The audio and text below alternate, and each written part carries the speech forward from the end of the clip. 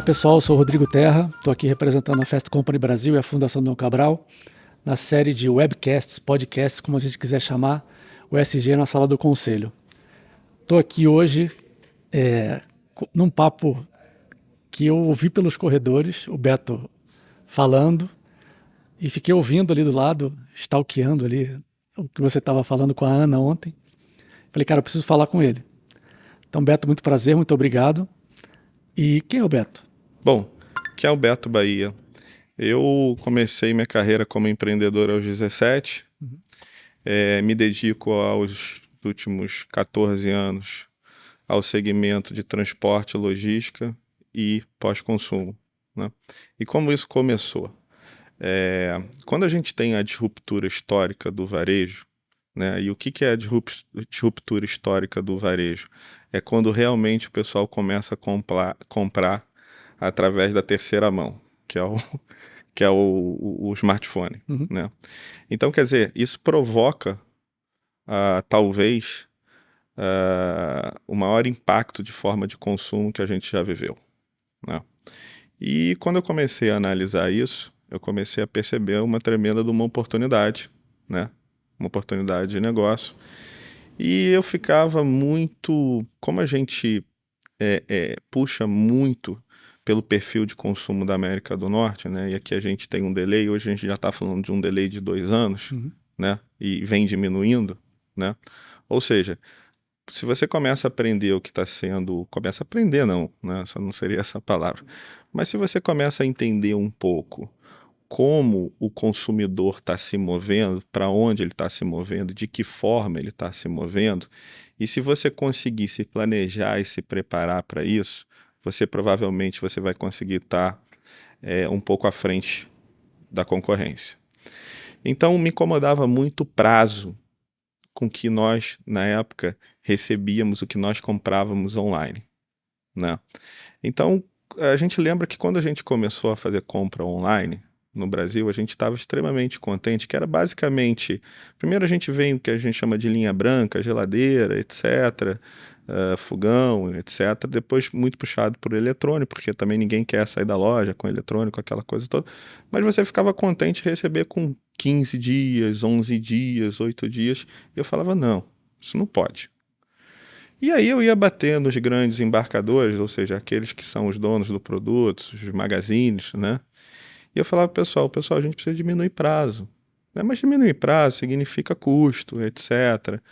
E eu batia na porta dos embarcadores, das grandes empresas, e falava, não, a gente não acha que isso vai aumentar a venda. Mas eu perguntava assim, você acha que se você diminuir o prazo, você vai fidelizar o seu cliente? Então a resposta era 100% sim, então você vai aumentar a venda. A partir do momento que você fideliza o cliente, você aumenta a venda.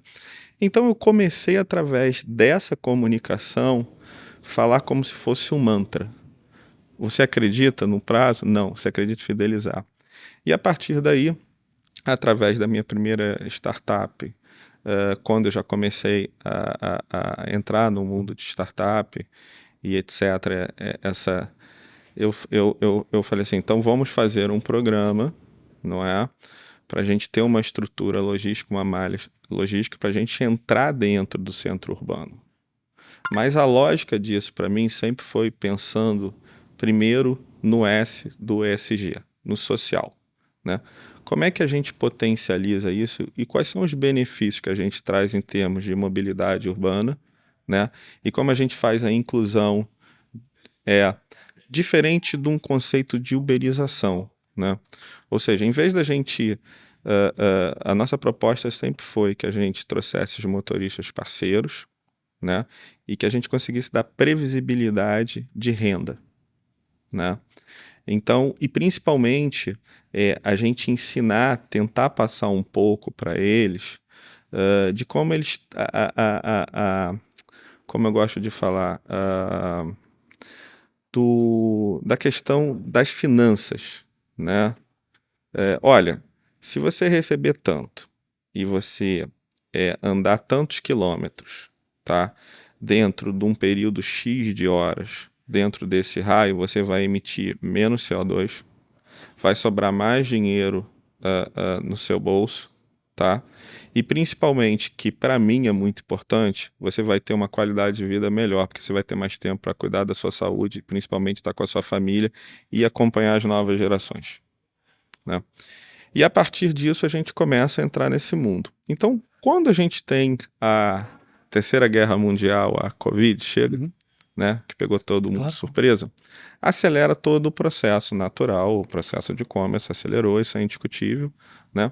E aí me vem a grande preocupação. E aí a startup Vai Fácil, né, ela já estava um pouco adiantada, então eu acho também que esse curso ele traz muito isso, porque o papel também do conselho em aceitar, né, que o perfil de consumo ele acelerou demais, ele mudou e vai mudar. Então, assim, não é o que você tem que fazer, né? É o que você já tinha que ter feito, porque senão vai ficar muito caro lá na frente. Perfeito. Isso vai impactar o teu negócio. Não é mais negociável isso, né? E aí, eu acho que vem... aí eu vou entrar já um pouco na Reutiliza já, que é... Mas conta da Vai Fácil. Da Vai Fácil? O que é? Como... Tá bom. Então a Vai Fácil, ela é uma startup carbono neutro, a empresa certificada B. Ela faz a última milha, o last mile, ou seja, ela faz as entregas do e-commerce, né? Então a gente criou hoje o que todo mundo faz. A gente foi um dos pioneiros, nasceu no Rio de Janeiro. Por que nasceu no Rio de Janeiro? Não é porque eu sou carioca, porque o Rio de Janeiro ele entrega a maior dificuldade em termos de distribuição urbana do Brasil. Porque a gente tem um binômio geografia-segurança, que é muito difícil de operar, e a gente tem um terceiro aspecto, que às vezes as pessoas, as grandes organizações não levam tão a sério isso, que a gente é a produção do serviço. A gente ainda está muito atrasado na qualidade da prestação do serviço, né? Que é um perfil um perfil cultural, né? Então eu falei, olha, se a gente resolver... Eu, como bom carioca, te entendo perfeitamente. A gente se entende em relação a isso, né? Então a estratégia de negócio é, se eu resolver uma dor do meu cliente no Rio de Janeiro, porque antes dele aceitar ter uma startup como parceiro, ele já testou todas as transportadoras. Sim. Então, Correio? Toda. Tem lugar que o correio não entra, né? Exatamente, o correio não entra. Então, quando eu inicio essa jornada, eu falei, opa, mas tem um detalhe. Eu quero trazer cidadania para aquelas pessoas que moram na favela. Porque no Rio de Janeiro, quem mora, não gosta, quem mora em favela, eu moro em favela, não é comunidade. Eles sentem até ofendidos, né? Claro. Então eu comecei a visitar muito a Rocinha. Eu comecei a visitar a Rocinha em 2014, né? Fazer visitas mensais para entender como é que esse pessoal ele estava vendo esse movimento. E tudo que o pessoal da favela quer é repetir o que o pessoal do asfalto faz. Então é trazer a cidadania. Ele tem poder aquisitivo de comprar uma roupa de uma determinada marca, mas ele não tem o CEP, e mesmo que ele tivesse, ninguém entra dentro. Então a gente começou a pegar o pessoal local, seja os motoboys, formar novos parceiros, é aquele eletricista que perdeu o emprego, e dar uma previsão de rentabilidade para ele, para que ele fizesse as entregas na comunidade, na favela, e no raio no entorno, né?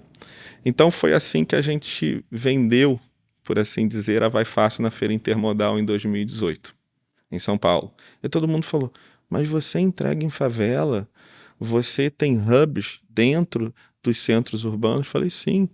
Esse é o nosso modelo de negócio. Por isso é que eu vou conseguir diminuir o teu prazo, que é, em média, de 11 dias, eu estou entregando em 2 dias. Perfeito.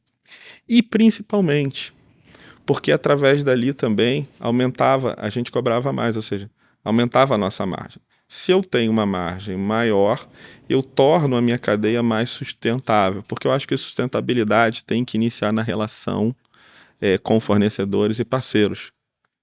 A sustentabilidade, eu acho que ela começa nessa relação. Sim. Você não pode propor uma coisa para um fornecedor, um parceiro, sabendo que a conta não fecha para ele.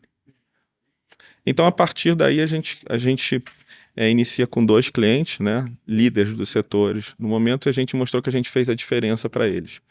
Então, a estratégia, a partir dali, qual era a estratégia? Vamos crescer organicamente dentro desses clientes, né? E a partir do momento que a gente está resolvendo essa dor, eu acreditava muito, e aí tem que ter o otimismo, o romantismo do empreendedor, ainda mais quem está empreendendo no Rio de Janeiro, Claro. né? A gente vai ser convidado para ir para outras praças. Então, assim, a gente começou no Rio, fomos para São Paulo, Belo Horizonte, a gente foi expandido de forma orgânica, uma startup que voa com menos de 2 anos, Uhum. né? Que legal. É um investimento próprio, né? Eu e um grande amigo meu, continua meu sócio, que fez na época o investimento, né? E desenvolvemos tecnologia proprietária, etc. Mas, além disso, eu percebi uma coisa, que é o que eu sempre bato. Os embarcadores, as grandes organizações, elas ainda tratam a entrega até hoje, por incrível que pareça, como commodity. Preço. Sim. Falei, não. A gente veio aqui para potencializar a relação entre marcas e consumidores através da entrega. E o que significa isso? Uma entrega mais sustentável, que a gente consiga gerar KPIs, que a gente tem inventário, a gente começou a fazer um inventário lá atrás da nossa emissão de CO2, neutralizar e fazer inclusão social, né? Sim. Então, por incrível que pareça, o pessoal ainda não comprava isso. Porque quando chegava no conselho, nos boards, etc., até mesmo para você ter um novo parceiro estratégico, etc., isso muitas vezes, poxa, mas é custo.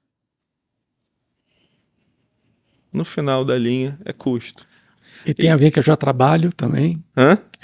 Eles devem pensar, tem alguém que eu já trabalho, que já me atende do jeito que eu preciso, por que que eu vou mudar? Exatamente, eu não tenho interesse em mudar, né? Deixa isso aqui, vamos olhar outra coisa.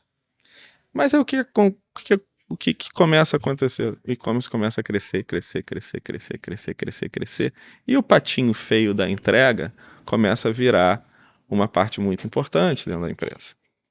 Por quê? Se as empresas vêm dessa disrupção histórica do varejo e elas são obrigadas a entrar num processo de digitalização, e vamos falar, antes da pandemia e até hoje, estava todo mundo no processo de digitalização engatinhando.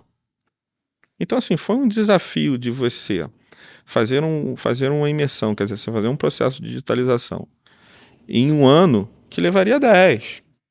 Você tem algumas empresas pioneiras no Brasil, como a Magalu, que não é à toa, que em 2000, acho que em 2001 começou já a investir nisso. Né? Estou citando um exemplo, mas a gente tem outros bons exemplos também. Então isso fez com que a gente começasse a desenvolver essa tese, que essa tese ela escalasse, né? Não só para os C-levels da empresa, mas como é que eu faço com que isso chegue no board? Porque isso é estratégia de negócio, né? Isso vai impactar muito daqui a 3, 4, 5 anos, e quem não fizer isso vai ficar muito caro, né? A partir dali, a gente começa a perceber, opa, uma coisa que me chama muita atenção. E eu me lembro, eu até dei uma entrevista para um podcast, e eu falei assim, olha, pessoal, até hoje, o pessoal não está falando o seguinte. Eu cito muito o caso da minha mulher lá no Rio. Aquela coisa, você pede japonês em casa durante a pandemia, cada vez as embalagens vinham mais e mais embalagens. Você terminava de comer, o que você tinha de embalagem era uma coisa de louco. E o que você faz com isso? Tem uma história engraçada, desculpa te interromper, que um amigo meu percebeu durante a pandemia que alguns supermercados há muito tempo descascavam a maçã, tiravam a casca da banana, colocavam num plástico para entregar na sua casa. Então, uma das coisas que foram criadas pela natureza mais incríveis, que foi a proteção da fruta, a embalagem perfeita ia para o lixo para ser embalada pela pior embalagem possível, que é o plástico.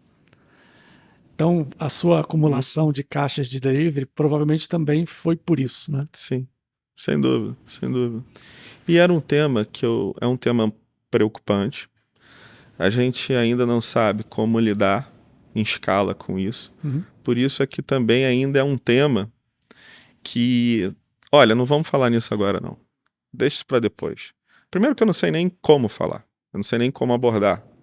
Eu não sei nem como dar uma solução para isso, porque isso vai gerar mais custo para mim. Então eu, na diretoria, eu, CEO, etc., eu não vou nem... E também o conselho talvez ainda não esteja preparado para tratar isso, né? E como diz até, eu acho que tem uma frase fantástica do Galó, né? Que talvez tenha sido, ainda atua, né, como presidente do conselho da Renner, né, um dos executivos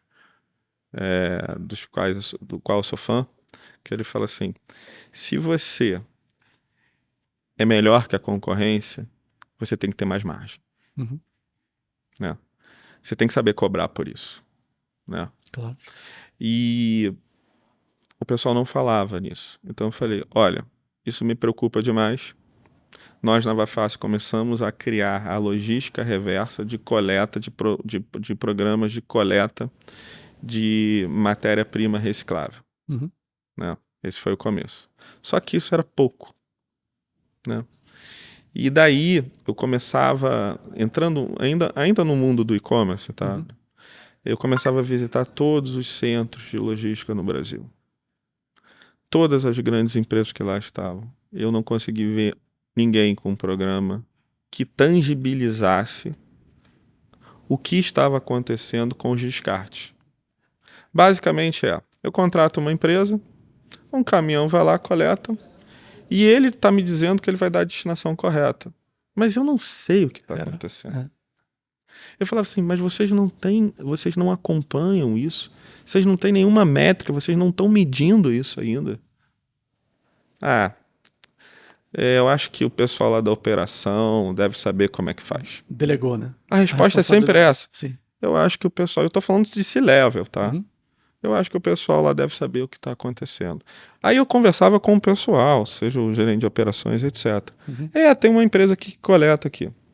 Alguns falam assim, não, a gente tem isso como receita. A gente vende. Esses já se achavam ainda muito mais adiantados que os outros, Uhum. né?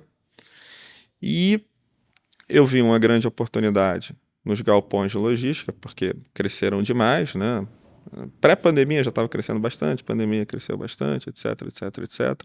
Eu falei assim, olha, eu chegava para os condomínios logísticos e falava o seguinte: você acredita que se você oferecer esse trabalho, esse serviço também, você pode até cobrar mais pelo metro quadrado? Não, acho que não, mas eu acho legal ter para oferecer para quem quiser. Aquilo ali me incomodou ainda mais. E aí, nesse processo, eu falo o seguinte: bom, se a gente está falando de ESG, no meu pequeno entendimento, e eu não sou técnico, tá? Eu posso falar sobre a estratégia, né? Mas eu acho que tem que começar pela governança. E governança é cultura, é quem você é. Quais são os seus propósitos? Mas é fácil falar, meu propósito é X, Y, Z, eu faço isso, faço aquilo, mas como é que você tangibiliza isso? Como é que você mostra isso na prática? Então, a gente chega na Reutiliza já, quando a gente está falando de governança, né? E do ESG que começa pela governança, pela cultura da empresa, como é que a gente tangibiliza isso para a empresa e como é que a gente engaja culturalmente a comunicação interna primeiro, Uhum. né? E a gente fala o seguinte, então vamos começar a dar rastreabilidade, né? Pra gente mostrar dentro da cadeia. E aí o pessoal falou, poxa, Beto, mas você é louco, você vai criar Reutiliza já e você vai usar blockchain para resíduo sólido? Eu falei, claro que eu vou. Isso é de extrema importância, né? E a Vai Fácil? Por que a Vai Fácil? Porque a Vai Fácil é uma operadora de logística reversa. Para você fechar esse ecossistema, você dentro da lógica da economia circular, você tem o operador de logística reversa, você tem a rastreabilidade para você dar a transparência, né? E o caminho você gerar os KPIs socioambientais. Porque aí você começa a impactar o conselho. Porque você começa a gerar números. E esses números eles são auditáveis. Esse gancho é muito importante. Esses números, eles são auditáveis. Então, o nosso projeto chegando, contando um pouco da história, tá, o Felipe chegando, objetivando, o Rodrigo, a gente gera os KPIs. Esses KPIs são claros, porque eles foram medidos. A gente jogou blockchain, a gente tornou isso público, né? A gente gerou, por exemplo, com o que a gente capturou de plástico, de papelão, a gente gerou tantos pratos de comida, a gente economizou tanto de água, tanto de energia, e a gente incluiu, né? Tantos catadores e catadoras, né? A gente promoveu, né? Tantas associações de cooperativas, e a gente tem um grande parceiro que é a ANCAT, Associação Nacional de Catadores e Catadoras de Resíduos. Agora a gente tem a Brasel também, que é a Associação de Comida de Bares e Restaurantes, né? Comida fora e bebida fora do lar. Então, na verdade, é impactar. Então, finalizando, eu gosto de usar uma coisa, um dashboard muito que tangibiliza muito isso. Todo mundo entra numa indústria ou qualquer galpão e você fala assim, estamos há tantos dias sem acidente. No meu dashboard é o seguinte, até ontem nós reaproveitamos tantas toneladas de resíduo que nós não sabíamos para onde ia. Isso reverteu em tanto para a sociedade, né? Isso gerou todos esses KPIs. Então a gente começa a tangibilizar internamente para engajar todo o time, todos os colaboradores. Isso, no final das contas, tem que ter ressonância no conselho. E como é que você convenceu os conselheiros? Você já contou um pouco ao longo do papo, mas você deve ter desafios diários de chegar em empresas e em conselhos para vender o seu propósito.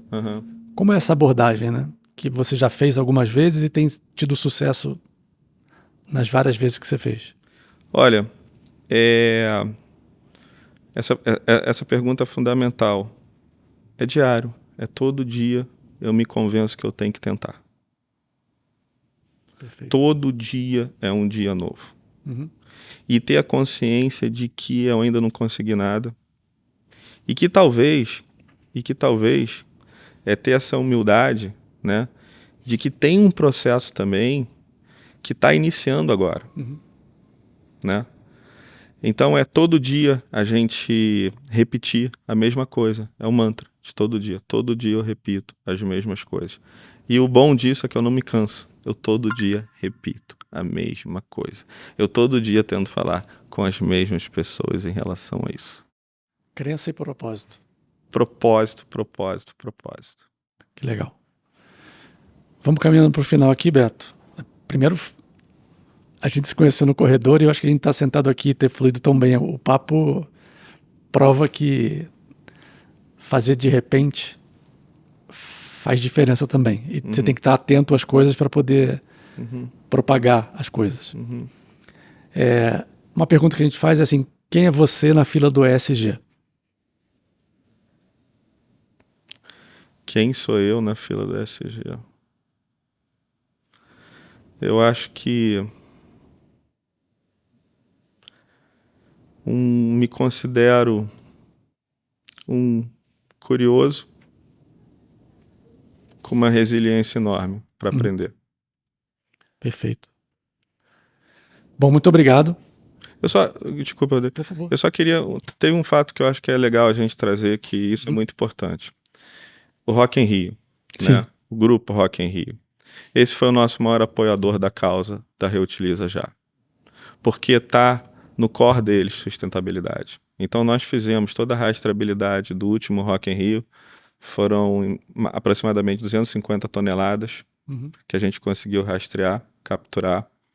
E o Rock in Rio mostrou que o conselho, né, está engajado na causa. Faz diferença. Boa. Maravilha. Eu ia te perguntar as considerações finais, mas beleza, já acabou de fazer aí e foi um insight, uma lembrança muito importante, muito boa, de um caso que todo mundo conhece, que é o Rock in Rio e a solução que você trouxe. Cara, muito obrigado, muito prazer. Obrigado. Queria agradecer em nome da Fundação Dom Cabral e da Fast Company Brasil. Parabéns pelo trabalho e pelo exemplo. Obrigado. Que é mais importante. Obrigado. Obrigado.